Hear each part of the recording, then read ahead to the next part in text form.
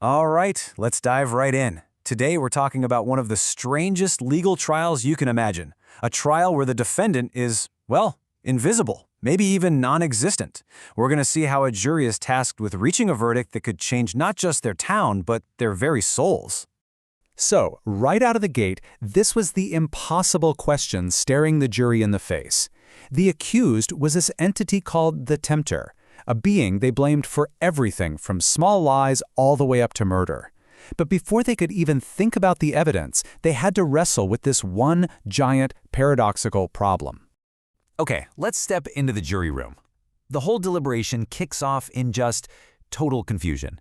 Because how can you decide if someone is guilty or innocent if you can't even agree on what or who you're supposed to be judging? So their first attempt to even define this thing sends them in two completely opposite directions.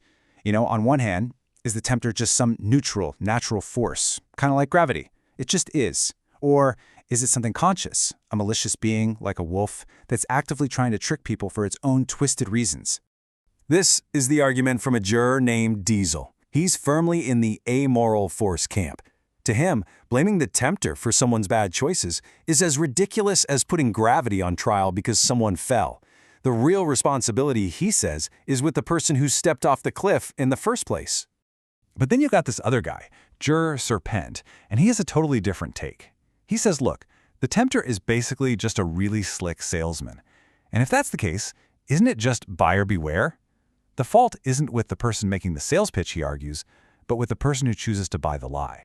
And Serpent doesn't stop there. He pushes it even further, saying the tempter is really just an employee of a higher power. A soldier just following orders. And if we don't put soldiers on trial for their actions in war, why should we put the tempter on trial? So you can see the problem, right? They are completely deadlocked.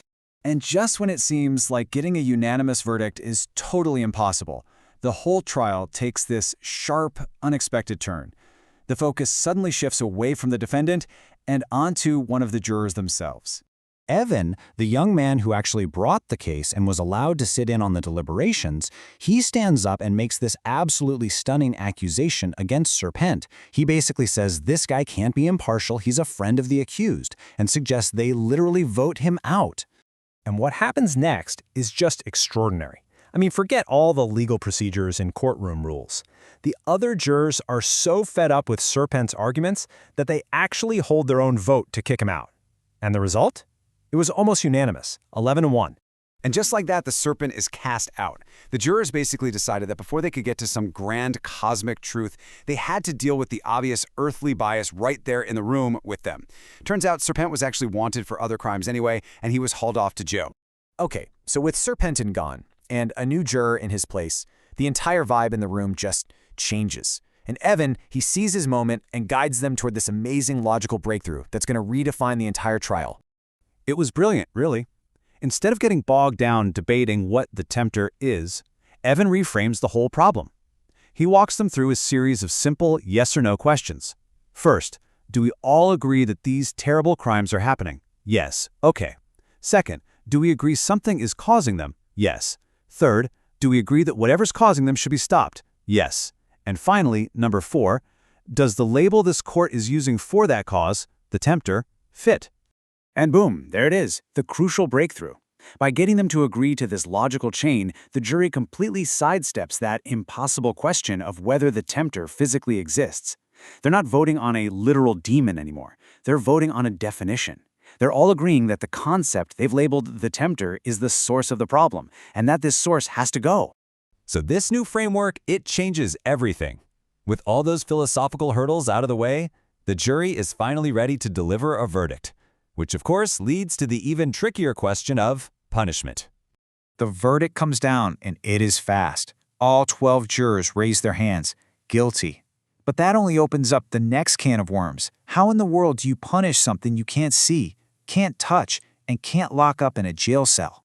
Well, the debate over the sentence was just as wild as their first deliberation. You had ideas all over the map. Some were pretty authoritarian, like let's make it illegal to support the tempter and banish all his followers to their own village. Others were way more compassionate, suggesting, hey, what if we just forgive him and try to set a good example? And this is where the whole thing takes its final and maybe most profound turn. The focus shifts away from some big societal verdict and zooms all the way in to a deeply personal, individual choice.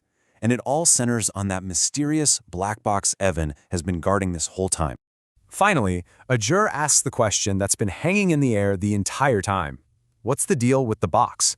Is the plan to just, open it up and ask the tempter to leave? Like, shoo, go away. And Evan's answer just perfectly illustrates what this trial was really about all along. He reveals the box was never a literal prison for some demon. No, it was a metaphor, a really powerful personal symbol. So it turns out the tempter they had put on trial wasn't some evil spirit floating around out there.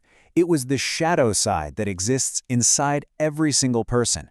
It's the collection of our own dark impulses, our bad habits, our negative thoughts. That was the real enemy that needed to be imprisoned and mastered. So in the end, the final sentence wasn't something a judge would hand down. It was a choice offered to every single citizen. You could choose to wear a sealed black box, a public symbol that you were determined to master your own inner darkness. Or you could wear a box with an open top, signaling to the world that you're choosing to let that side of you run free. The trial didn't end with a verdict for one. It ended with a question for everyone. And that leaves us with the same question for you. Which box would you choose?